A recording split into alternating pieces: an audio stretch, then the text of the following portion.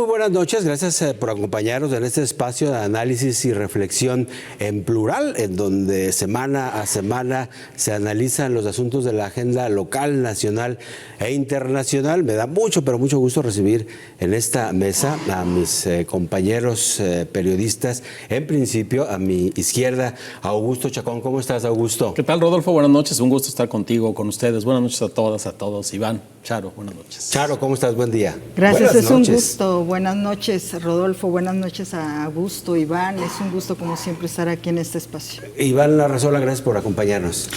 Rodolfo, muy buenas noches. Gracias por el espacio. Augusto, Charo, un placer estar aquí con ustedes en este lunes negro, ¿no? Como sí, exactamente. Pero eso lo habremos de comentar un poco más adelante. En principio, uno de los temas que ha estado en la agenda en las últimas semanas es el de la reforma al Poder Judicial. Yo diría que ya comienza la cuenta regresiva para que se vayan tomando en el Congreso de la Unión medidas decisivas ya en firme sobre este asunto que todo parece indicar no tiene vuelta de hoja.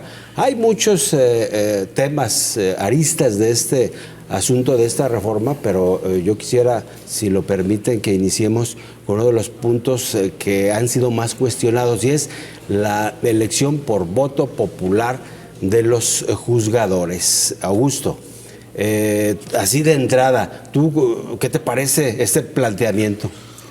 A mí me parece estrictamente demagógico. Es tratar de complacer a un público y afirmar que a partir de que sean electos, elegidos o elegidas por el pueblo, serán mejores juzgadores. Me parece que es exactamente al contrario. Si la elección popular fuera garantía de calidad en el servicio público, pues seríamos un país completamente distinto. El Poder Judicial debe jugar de otra manera. ¿A qué se va a deber? A la representación que haga de un proyecto político o atenerse a las leyes. Y atenerse a las leyes no necesitas hacer una elección. Necesitamos jueces competentes, juezas competentes, que no tengan compromiso con nadie, que no necesiten hacer campaña para ganarse al lugar, que sea una carrera judicial, que sean sus propios méritos académicos y de experiencia profesional los que los lleve a la posición. Por supuesto, esta reforma tiene raíces en que no tenemos un poder judicial perfecto, sí, y que la gente, de repente, cuando tiene que recurrir a él, incluso por cosas más o menos cotidianas como un divorcio, no puede el Poder Judicial rendir buenas cuentas. Pero eso no significa que debamos cortar de tajo una idea constitucional que está ahí. Los jueces están para administrar justicia a partir de las leyes, no administrar justicia a partir de una idea política o de un proyecto populista. Pareciera que aquí hay cuando menos dos intencionalidades de quien lo está planteando, creo yo. Por un lado, justamente aplicar la lógica de lo que se hizo con algunos modelos de la anterior administración, escuelas de tiempo completo, etcétera, que se identificaban ciertamente algunos errores, algunas fallas. ¿Y cuál fue la solución? Cortar de cabeza. Parece ser que no es esta la gran solución, ¿no? Sí necesita el Poder Judicial una reforma, pero pues no cortarlo de raíz. Así es una reforma, bueno, en cuanto a la elección de ministros, jueces y magistrados es riesgosa, por lo que dice Augusto. Sobre todo haces a un lado la carrera judicial.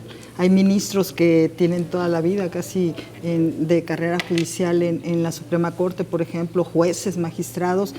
Y aquí yo veo lo que dijo en otro espacio periodístico de aquí, de Periodismo en Plural, Iván, la vendetta, la famosa venganza del presidente de la República, y son varios antecedentes, ¿no? O sea, él ya traía la idea de esta reforma al Poder Judicial, sin embargo, se reafirma con estas actitudes, posturas inclusive primeramente de la presidenta de la Suprema Corte de Justicia.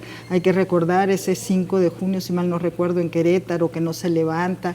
Luego, cuando batea lo de la Guardia Nacional, de que forme parte de la Sedena. Y más atrás, la reforma eléctrica. Sí, la reforma eléctrica, una serie de situaciones. Hoy lo que veo es de que los ministros de la Suprema Corte no tienen interlocución ni con el actual gobierno, ni con la próxima presidenta ni su equipo. De hecho, hay un ministro Lainez, si mal no recuerdo, que es ligado a la ministra Norma Piña, porque a Norma Piña no le abren la puerta ni le contestan el teléfono, dicho por analistas, dichos por investigadores y por los mismos miembros al interior de la Corte de Justicia de la Nación, y no tienen esa interlocución. Han estado buscando por varios medios de tener esa puerta. El presidente de la República se va el 1 de octubre, ya quedan 2 meses, tú bien lo dices, el 22 de agosto entra esta reforma, esta iniciativa a la Comisión de Puntos Constitucionales, ya se la dejan a la próxima legislatura, el 1 de septiembre que entra la próxima legislatura, y el tema álgido, el tema polémico viene siendo la elección, reducir de ministros de 11 a 9, son 1.600, 1.700 cargos que se van a dar si se aprueba, como ya vemos que sí se va a aprobar, sin una coma cambiada, por cierto, el próximo año. Hay muchas dudas, muchos cuestionamientos. ¿Cómo van a hacer campaña los juzgadores? ¿Qué van a prometer? Un candidato que va por un cargo de elección popular te promete obras, te promete, pero ¿qué me va a prometer uno que va como juez, que va como magistrado, un ministro? O sea, ¿qué van a prometerme? ¿Cuál es el financiamiento? ¿De dónde va a salir? ¿Quién lo va a fiscalizar? O sea, hay muchas dudas dentro de este proceso. El hecho de desaparecer el Consejo de la Judicatura, convertirlo en un órgano administrativo, ponerlo en un tribunal, a lo mejor puedes que haya algo bueno, sobre todo porque la gran crítica ha sido los privilegios, presumible corrupción al interior del Poder Judicial y una serie de factores, ¿no? Sí, imagínate, Iván, a 60, o sea, aquí hablamos de que en el Consejo de la Judicatura Federal, con sede en el estado de Jalisco, tiene 60 entre jueces de distrito y ministros de tribunales colegiados. Más de uno por cada una de esas posiciones habrían de desear esos codiciados puestos, ¿no? Entonces imagínate cuántos candidatos vamos a tener, nada más para ese asunto. Y eso, Rodolfo, de entrada, pues ya nos lleva a una zona pues completamente desconocida. Veíamos esta semana lo que planteaba el presidente de la República acerca de, por un lado, dar una especie de pase automático, así lo denominaba él, a los jueces que tuvieran mejores calificaciones para que pudieran ser elegidos, pero también habló de una tómbola, ¿no? O sea, ya estamos entrando en un terreno en el cual es un terreno pantanoso, fangoso, donde ya no sabemos exactamente de qué estamos hablando. Imagínense que nuestros futuros ministros de la Corte, ministras, nuestros jueces, pues sean electos a partir de una tómbola, ¿no? Y como ya lo comentaba Augusto, y aún así eso no va a garantizar que tengamos impartidores, impartidoras de justicia imparciales, que su compromiso sea con la ley y no con el partido o con el gobierno en turno. Sí, fíjate, ahora que citas eso de tómbola, ya se aplicó aquí en el estado de Jalisco en diputaciones, en regidurías, en delegaciones federales. Y pues no voy a citar nombres, pero las experiencias de los personajes que han llegado son muy, pero muy desafortunadas. Así es, y si la elección popular fuera el remedio, yo le propondría al Poder Ejecutivo que someta a votación a los miembros de su gabinete. Pues, ¿por qué no elegimos al secretario de Hacienda? ¿Por qué no elegimos al fiscal, al secretario de Gobernación? Sí, esa es la solución. Ahora, lo que ya insinuaba Charo, tribunal de disciplina que se crearía de disciplina y además administrativo, que se crearía en lugar del Consejo Federal de la Judicatura, que sería la espada de Damocles pendiente sobre jueces, sobre magistrados, que podrían revertir sentencias. Se perdería absolutamente la independencia y entonces el juzgador ya no vería la ley y mediaría entre ofendidos y ofensores y trataría de llegar a una resolución apegada a las leyes que tenemos. No, estaría pensando en si lo van a castigar o no lo van a castigar o cuál es la sentencia que conviene para que él no pierda el puesto. Es, desde mi punto de vista, una aberración, con una confusión que suele poner en la mente de la gente el presidente de la República. Él está hablando que con esto se mejora la justicia, y no, estamos hablando de una parte. El sistema de justicia es mucho más amplio que el Poder Judicial, y empieza desde el primer respondiente y termina en las prisiones.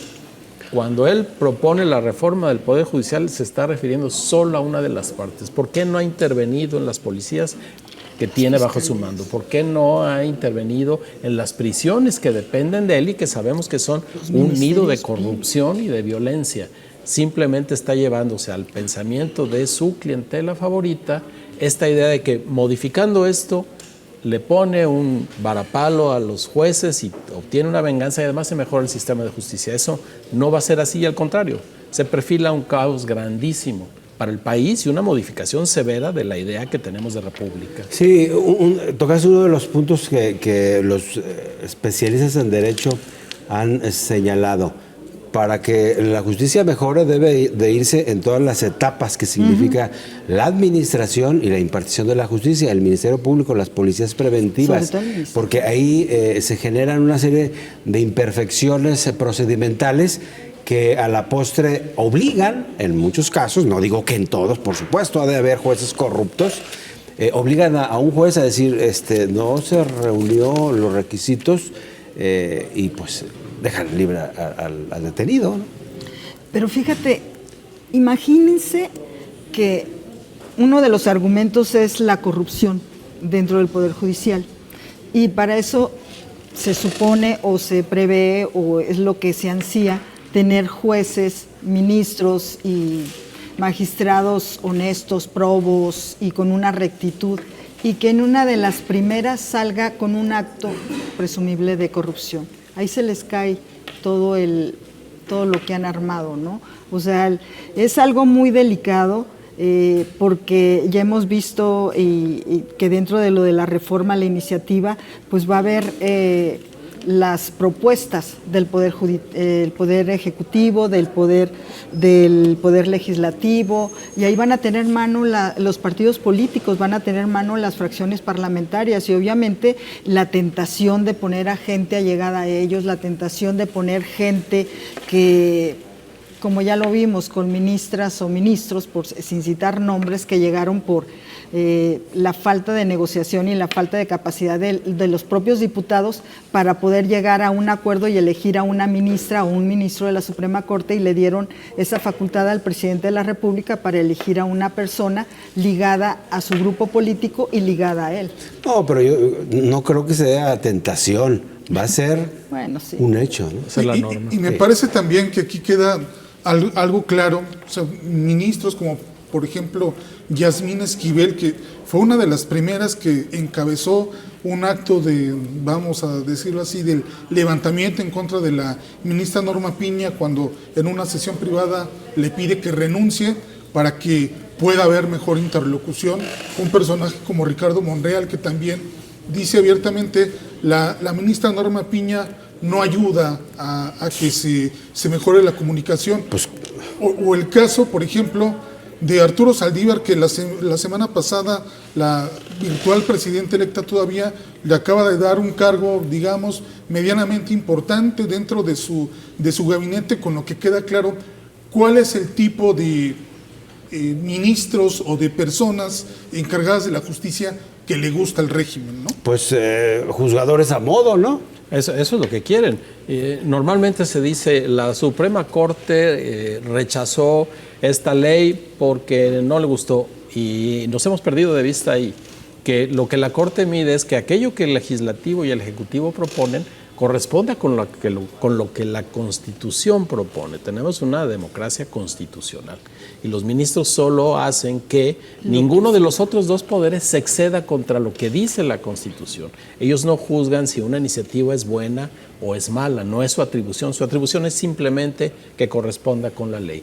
Lo que va a suceder con este cambio es que lo que los ministros, magistrados, jueces, mujeres y hombres determinen ya no va a estar mediado por una ley que todos conocemos y que nos es común, va a estar mediado por un proyecto político específico para beneficiar a las mayorías, cuando generalmente quienes tienen que recurrir al Poder Judicial son las minorías. y no son esas minorías a las que no han tenido acceso a la justicia.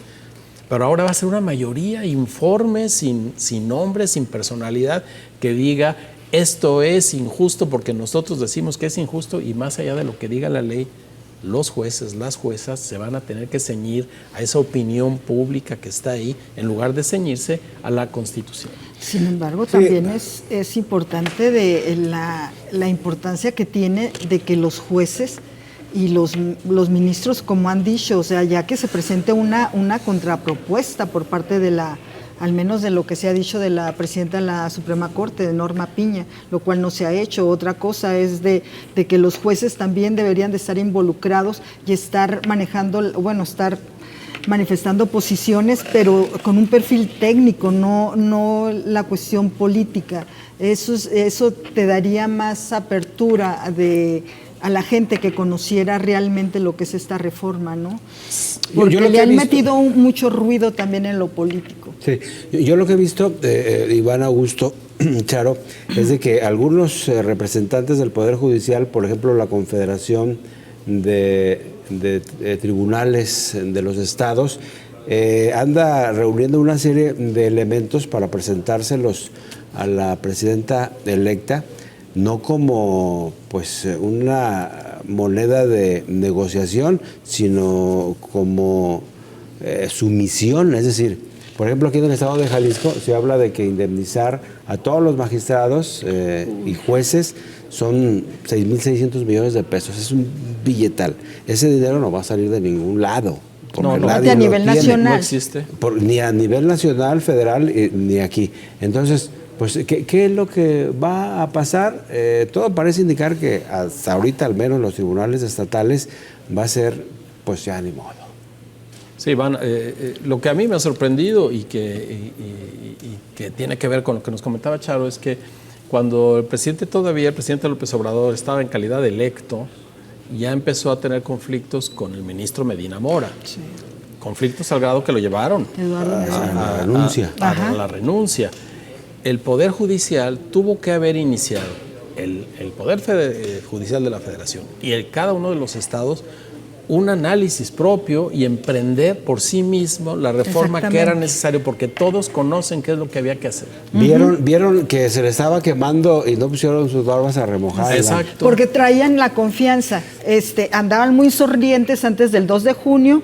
El 3 de junio andaban con la cara desencajada. Dicen que la ministra no llegó, se aparecía vía Zoom y vía telefónica, pero realmente fue un golpe muy duro para ellos esta elección. Pero es mitad dado de afuera y mitad dado internamente. Sí, no lo leyeron, Iván. Pues posiblemente no esperaban esta mayoría, que pues realmente el tema es que con esta mayoría que podría alcanzar Morena en las dos cámaras, pues lógicamente podría ser las reformas que ellos quisieran. Y es más, hasta sin reforma, a finales de año se renueva un cargo de ministro dentro de la Corte, y con esto pues tendrían el número para que cualquier reforma que se quiera declarar inconstitucional no se alcance el número suficiente. Y esta cuestión que planteaba Charo de llevar esta discusión a un terreno técnico, realmente ni la propia 4T me parece que ha querido llevar esa discusión en esos términos. Ha sido un tema completamente político, y lo vemos en los diálogos de la reforma al Poder Judicial. Eso realmente no es un diálogo. Eso es una simulación. Sí, es una simulación. Y lo vimos aquí en Jalisco. No podemos a partir de eso decir hay una discusión de fondo sobre lo que se quiere hacer. Sí, porque es claro que esos diálogos, así entre comillas, fueron nada más para cubrir un requisito, pero finalmente se va a tomar las decisiones como ya están descritas. Y realmente creo que es lamentable para la gente común y corriente, como nosotros, algunos de ellos más corrientes que comunes, en donde nos va a afectar en la vida cotidiana. En la vida cotidiana. Es decir, hay quienes lo ven así de manera macro, pero no. En la vida cotidiana nos va a afectar y pues... No se ha dimensionado. No se ha dimensionado. Sí, no se ha dimensionado, y quizá no hemos sido buenos para comunicarlo, pero insisto, el que la cuarta transformación, la autollamada cuarta transformación, tenga esa mayoría y los lleva a preocuparse, me preocupa más a mí. Porque entonces, si no tienen esa mayoría, nos hubiéramos quedado con un Poder Judicial con la inercia de siempre, cuando tuvieron 5 años para darse cuenta que era necesario emprender una reforma profunda, porque ellos tienen acceso a algo que muy pocos políticos tienen acceso a la gente de manera directa, a la gente que lleva sus casos a resolver, insisto, desde lo más básico en los juzgados familiares hasta lo más complejo en los penales.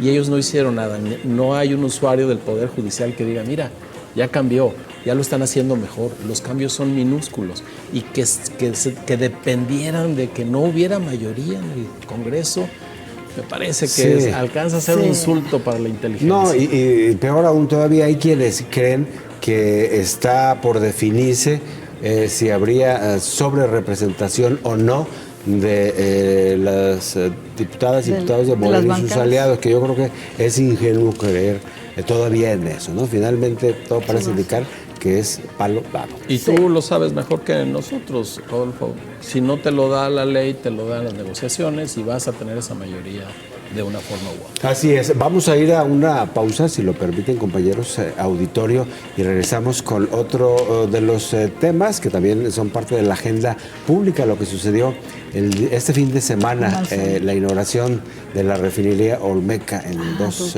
Bocas. Vamos a una pausa y breve regresamos.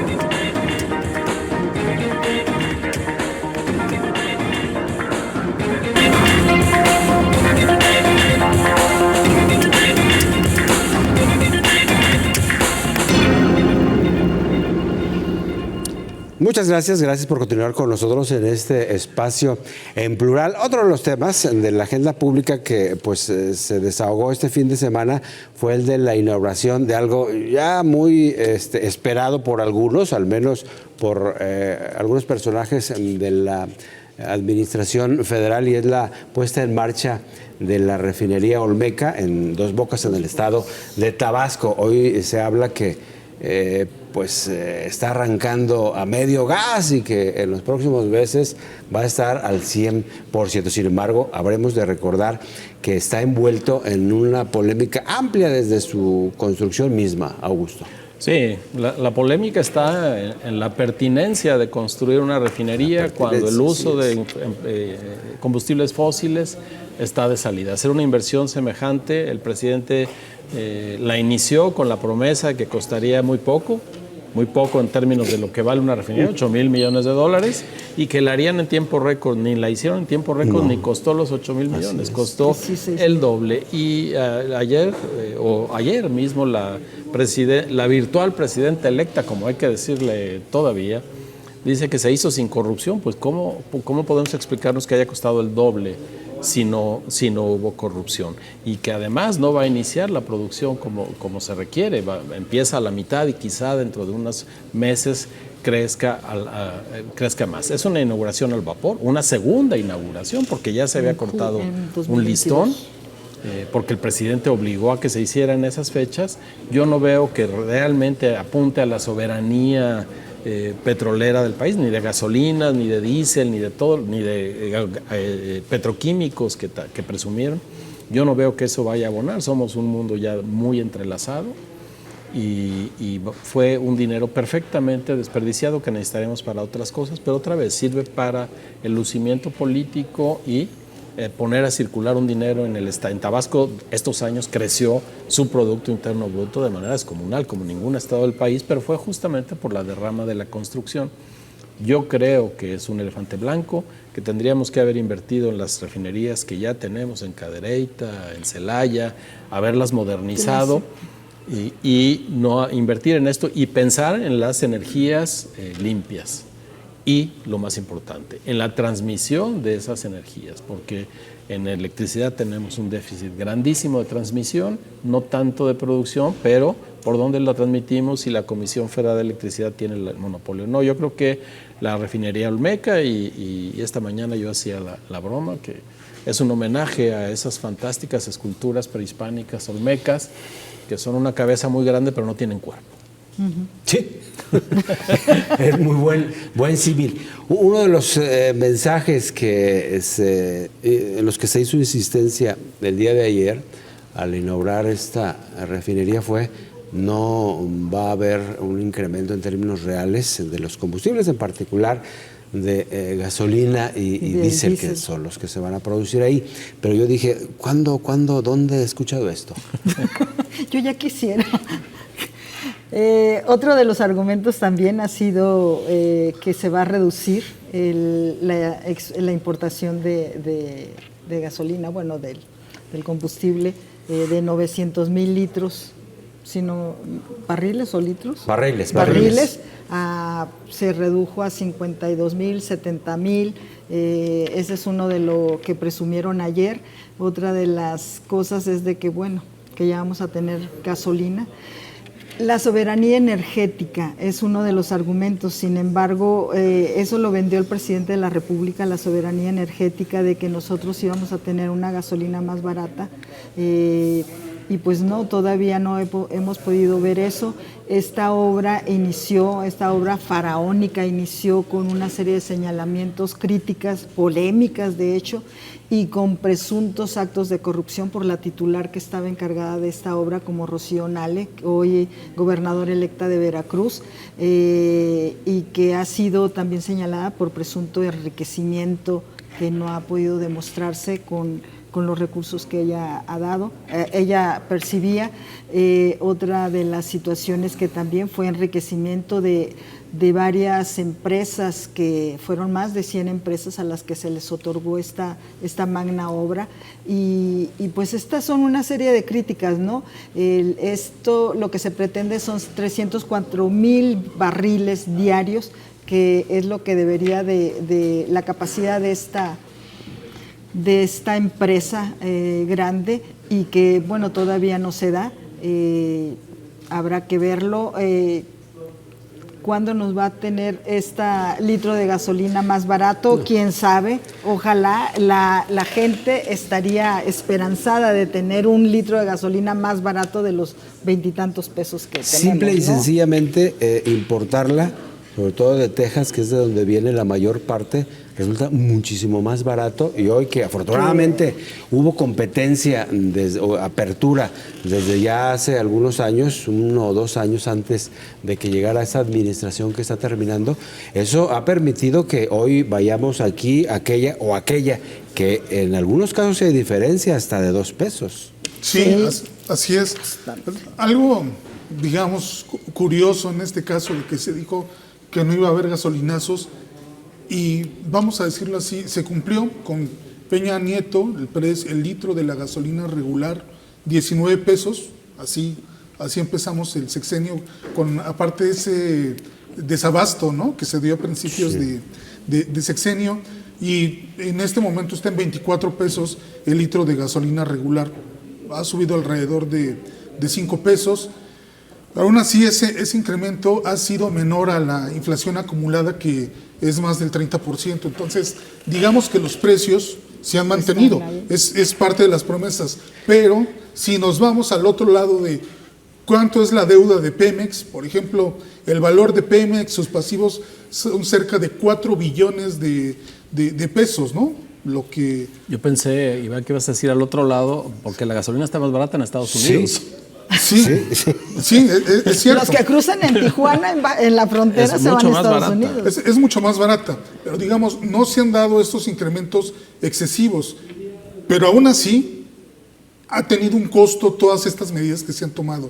Esta refinería, la derogación de la reforma energética de Peña Nieto, donde pues la inversión privada pues también se le restringió el hecho de poder participar en todo el proceso de la extracción, de la refinación. Lo que nos cuesta refinar un barril de petróleo, que se pierden $32 por cada barril de petróleo que refinamos. Evidentemente no ha sido un buen negocio, pues porque con todos los pasivos que tiene Pemex, pues evidentemente ese dinero que se podría utilizar para hospitales, para escuelas, pues se tiene que ir a ese hoyo sin fondo que es Pemex. Dices que ha crecido el precio del litro por debajo de la inflación, pero hay que tomar en cuenta que un alto porcentaje, y cada año, y a veces hasta 2 o 3 veces por año, la Secretaría de Hacienda incrementa el IEPS, que es una parte fundamental del costo final de este producto, se nos de tal puede suerte que habría que meternos más bien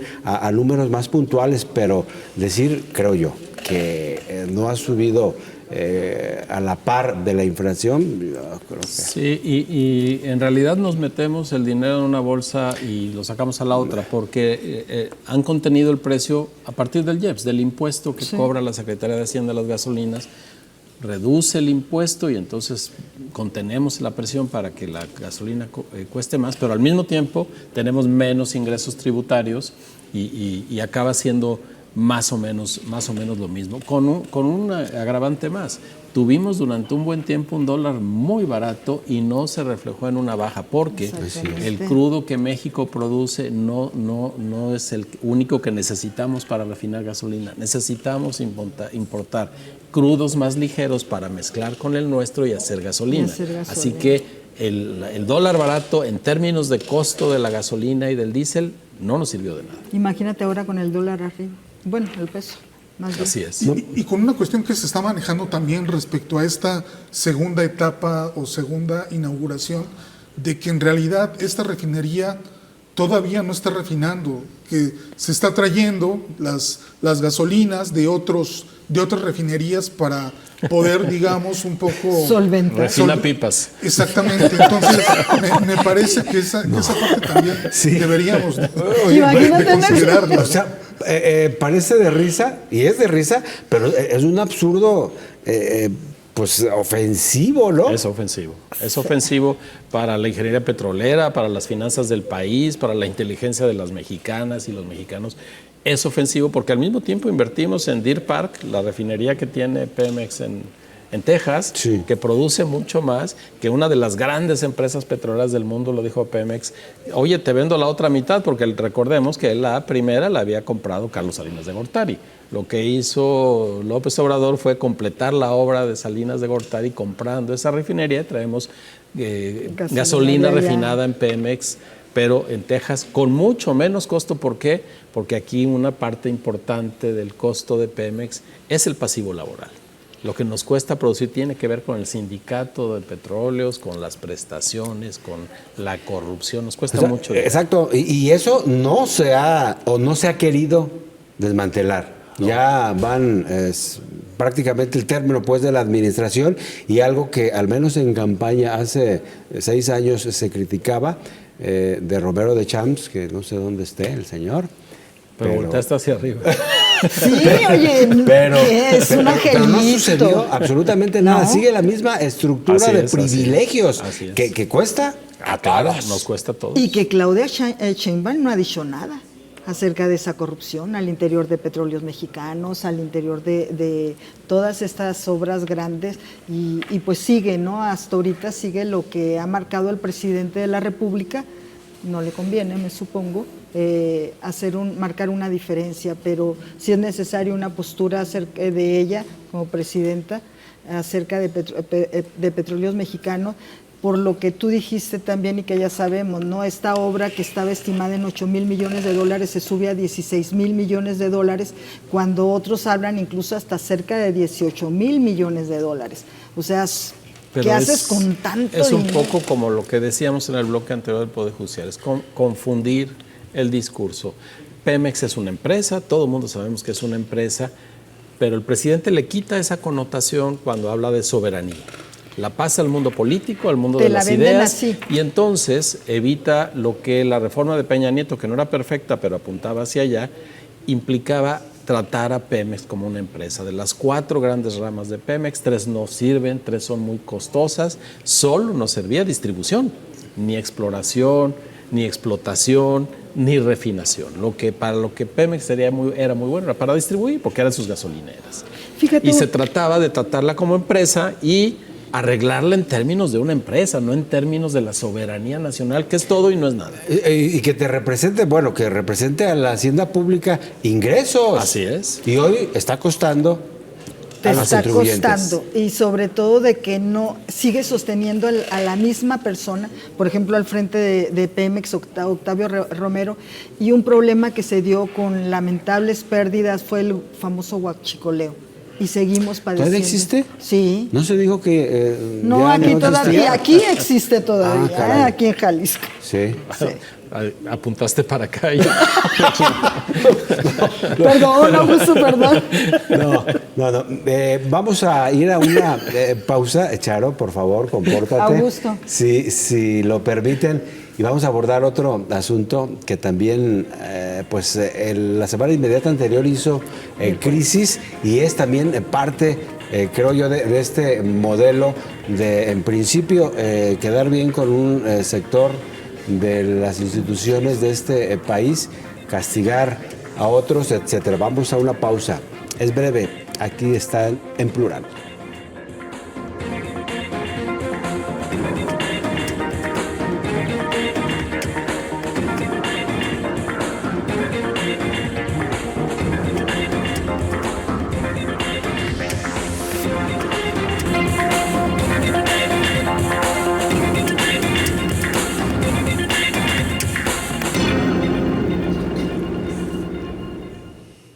Gracias por continuar con nosotros en esta mesa de análisis y discusión de la agenda en plural.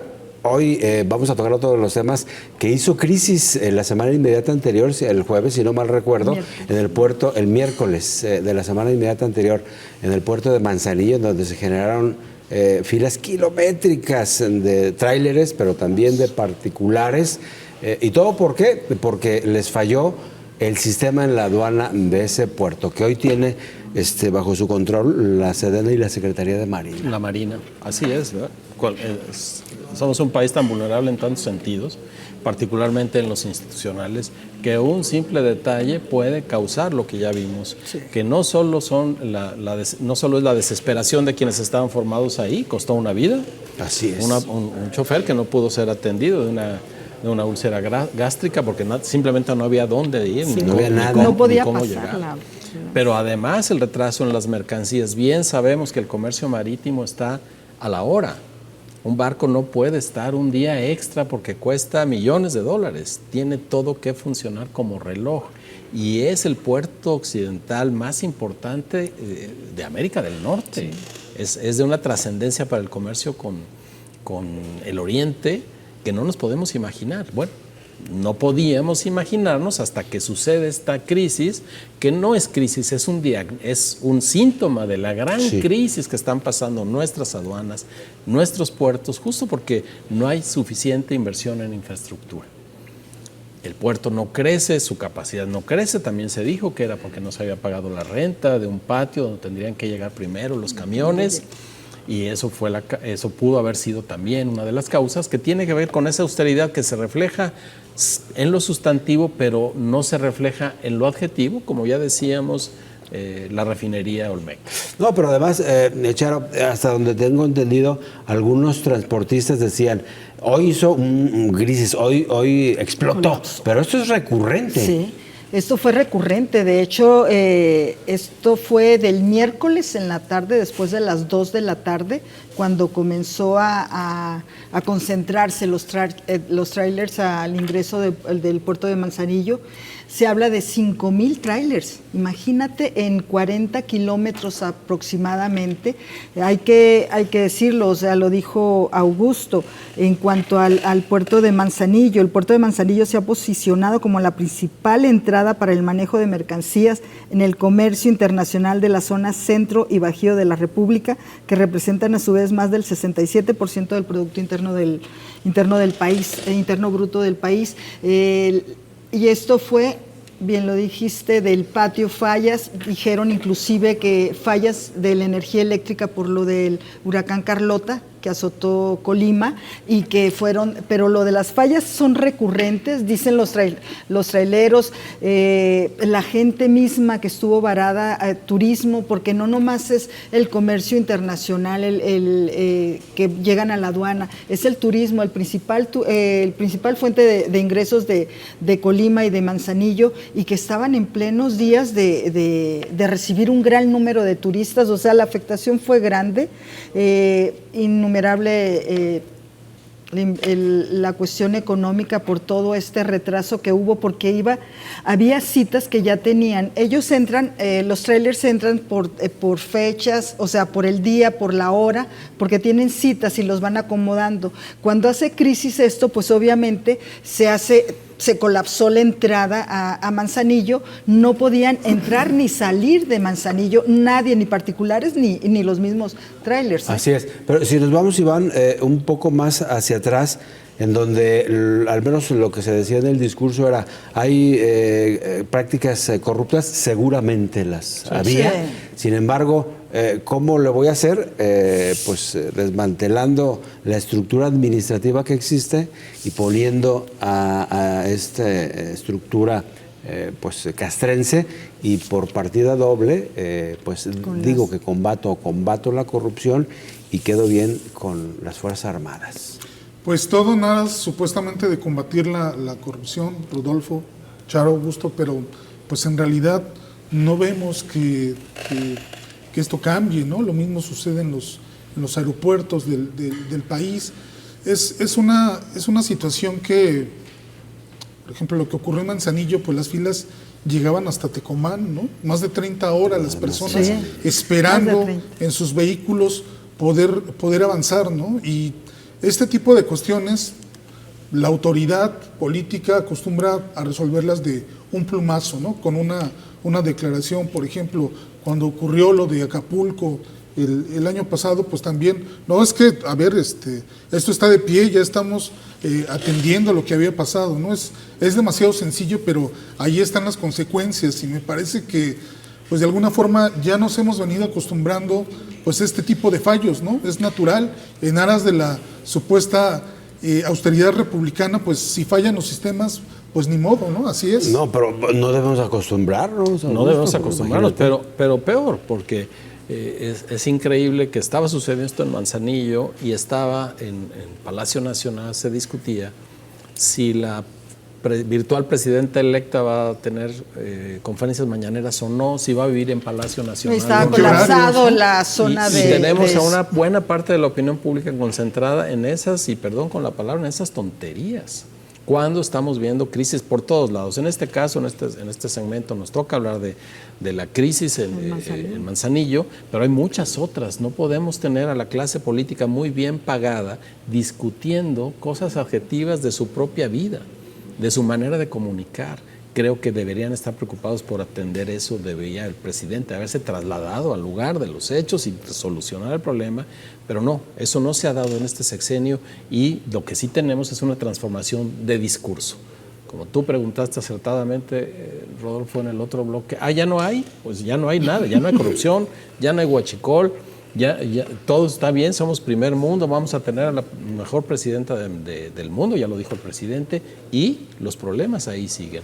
No nos debemos acostumbrar, pero también nos debemos dar cuenta cuando con el discurso nos quieren llevar a otra vía, y ahí estamos concentrados en lo más banal de la vida política del país.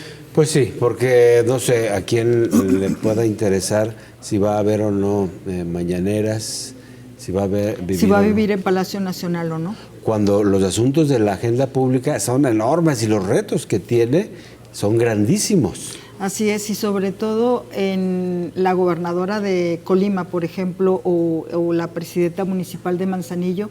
Aquí te hablas de la desinformación y la falta de coordinación, y de que no les dan su lugar a las autoridades locales. La gobernadora pues no sabía qué pasaba. La presidenta de Manzanillo decía, bueno, voy a interponer una queja, voy a presentar una queja ante Derechos Humanos, casi, ¿por qué? Así estaban, ¿no? El gobierno federal siempre ha sido así, hace a un lado a las autoridades locales, y más en este tipo de situaciones. Coincido contigo que al menos un representante, si no el presidente de la República, al menos un representante del gobierno federal, no sé, cualquiera, pero de un nivel que podía decidir y qué es lo que tenía que hacer en el puerto de Manzanillo, y sobre todo en el sistema aduanero, o si no, el titular de la Marina o de la Sedena, que son los responsables de ese puerto, ¿no? El principal puerto del país. Sí, no sé si quieres agregar algo sobre este tema, mi estimado Iván, si no pasamos a último para cierre. Estamos hablando, hace una semana justamente, en esa mesa platicábamos de lo sucedido unas horas antes con la elección en Venezuela. Ha pasado una semana, se consumaron una serie de cosas que pues hay quienes decían no va a suceder, sin embargo sí sucedió. Hubo la confirmación de Nicolás Maduro como presidente sin mostrar las actas. Hay reconocimiento por parte de algunos países, desconocimiento de otros. El asunto sigue, afortunadamente, creo, vivo. El asunto sigue vivo porque el pueblo venezolano se ha alzado inconforme, ha tomado las calles, ha dicho no, eso no es lo que nosotros votamos. Lo único que se le pedía al régimen es, bueno, muestra las actas, y no ha podido mostrar las actas. Presumieron primero una jornada electoral en paz, que todo había transcurrido muy bien, y cuando la presión internacional se hizo fuerte para la presentación de los documentos que confirmarían el triunfo de Maduro, resulta que hubo quemas de casillas, que hubo un hackeo que venía de no sé dónde y que no fue tan sencillo. La oposición, en cambio, le pasa las actas, por ejemplo, al gobierno de Estados Unidos, por ejemplo, al Washington Post, que hoy publica diciendo ya conté las actas y gana 83% de las actas y gana el opositor Edmundo González. Es más, si el 20% restante de las actas fueran todas a favor de Maduro, ni así ganaba. La presión internacional es grande, la Unión Europea dice está bien, presenta las actas y nosotros te reconocemos. A final de cuentas están en suspenso México, Colombia y Brasil. De ahí en fuera la mayoría de los, bueno, por supuesto Nicaragua y Cuba, que han estado indefectiblemente con él, lo apoyan. Pero creo que aquí ya no se trata de quién ganó, quién perdió. Hay que ver cómo está viviendo el pueblo venezolano, es lo que están pidiendo las bases del chavismo. Derribar las estatuas de Chávez es un símbolo muy potente, muy fuerte, y parece que el tirano, porque eso es Nicolás Maduro, no reacciona. Así es. Y ¿sabes lo lamentable de que un pueblo como Venezuela, que busca una democracia, que busca vivir mejor, ¿no? Con una mejor calidad de vida, bueno, ya simplemente tener para comer, tener una mayor libertad, que haya pasado más de 12 muertos en esta jornada electoral es lamentable. Las amenazas de Nicolás Maduro de encerrar a la oposición, de detener a más de 2,000 personas. Hoy está amenazando de que va a eliminar el WhatsApp para que no el exterior o grupos del exterior no manipulen a los jóvenes en Venezuela, para evitar todo ese tipo de cosas. Hoy estaba escuchando a Edmundo González, él maneja un mensaje, dice que gana con 67% contra un 30% de Nicolás Maduro, y como bien dices, ¿no? Uno de los primeros fue Joe Biden, el presidente de Estados Unidos, en decir, bueno, enseña las actas. México también, porque también estábamos esperando cuál era la postura del presidente de México, y él dijo, no se podía ir de ahí cuando el voto por voto, casilla por casilla, bueno, enseña las actas.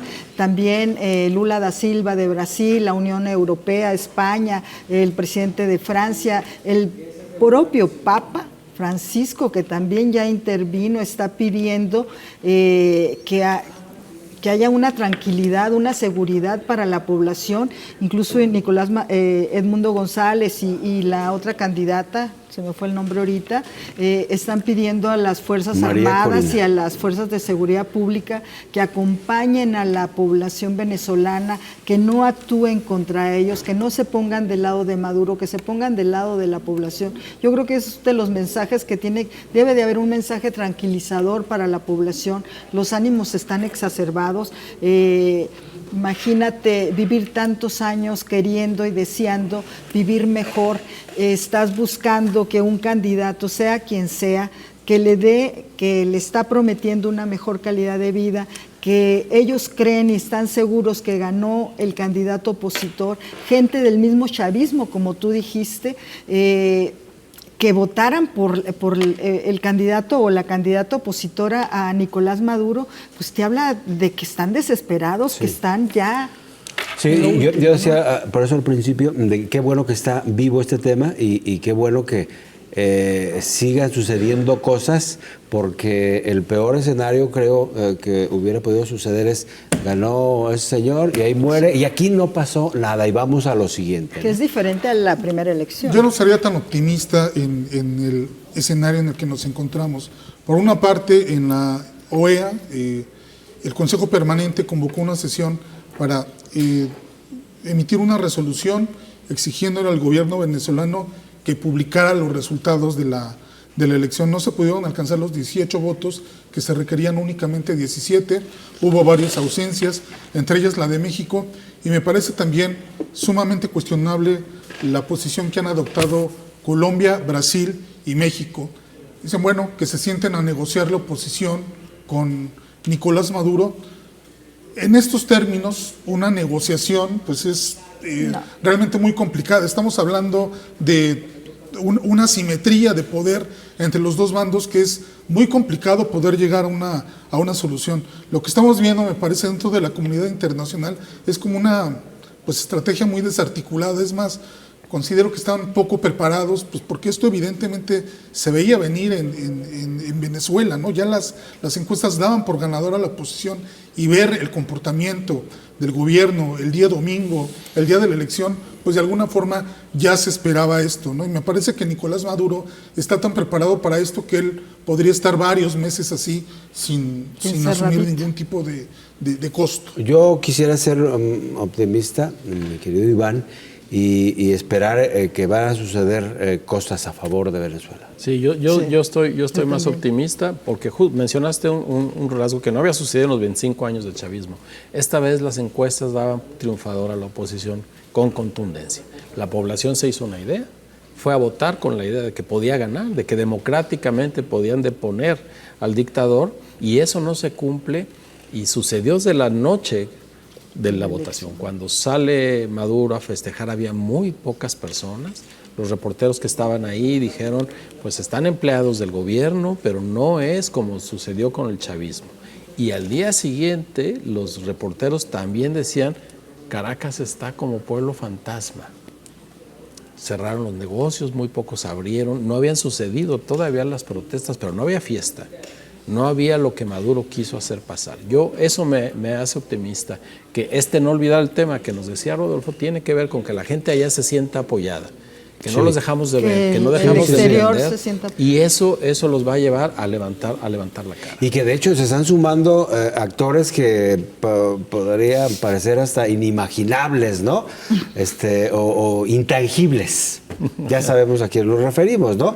Estas redes de hackeo que también se han sumado a esto. Es decir, hay una serie de elementos muy distintos a lo que ocurrieron hace 6 años. Y definitivamente de como tú dices, bueno, Nicolás Maduro está preparado para esto, pero yo lo veo diferente, el escenario es muy diferente a la primera vez como llega al poder y cómo se encierra, cómo él controla todo, y ahora los venezolanos, o sea, están en otro escenario, se sienten, como lo dice Rodolfo, se sienten apoyados por el exterior, y yo creo que eso habla de otro escenario, más positivo. Y ojalá. Ojalá y no tengas razón, mi estimado. No, realmente mi mayor deseo pues es de que la situación en Venezuela pues haya democracia pronto. Hay que aprender mucho de la experiencia venezolana. Toda esta destrucción institucional los ha llevado a donde los ha llevado. Sí. Me parece que en este momento que en México se están discutiendo reformas y muy importantes, tenemos que preservar muchas de esas cosas que si se pierden, nos podrían llevar a un terreno no deseado. Así es. La vez pasada, la semana inmediata anterior, cerrábamos más o menos con algo así que habríamos de aprender de experiencias ajenas. Sí, Venezuela es una gran lección. Y así como ahora los venezolanos necesitan la mirada externa, en México necesitamos la mirada interna, la participación de todas y de todos en los asuntos públicos, ponerle un poco de crítica, contrastar el discurso banal de muchos de los políticos, de las políticas con los problemas que estamos enfrentando. Pongamos una imagen, los pueblos, las comunidades chapanecas fugándose al sur, Imagínate, yéndose a Guatemala. ¿Cuándo íbamos a ver, ¿qué poder sí? pensar en eso? ¿Quién Y se hoy- atreve Se a fueron. parar a esas personas ahuyentadas por la violencia para decirles no se vayan? Sí. Ya nos van a avisar si va a haber mañaneras o No. Eso Nos nos terminó el toca. tiempo. Mi estimado Augusto, Charo, Iván, gracias por Gracias. acompañarnos. Gracias, Rodolfo. Sobre todo a usted, gracias por su atención. Que tenga una excelente noche. Hasta luego.